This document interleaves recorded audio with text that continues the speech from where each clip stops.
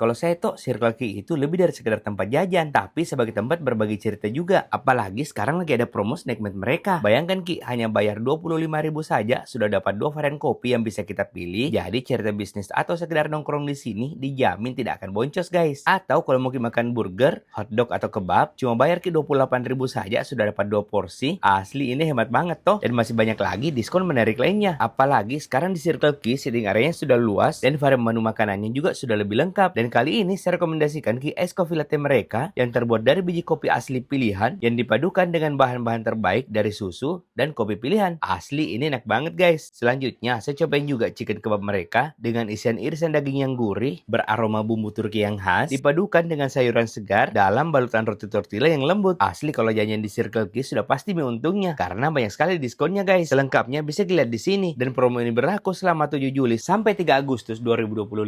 Oh iya, kali ini saya lagi di Circle K Jalan Faisal pas depan Rumah Sakit Islam Faisal. Jadi, yuk ajak circle kamu nongkrong di Circle K juga.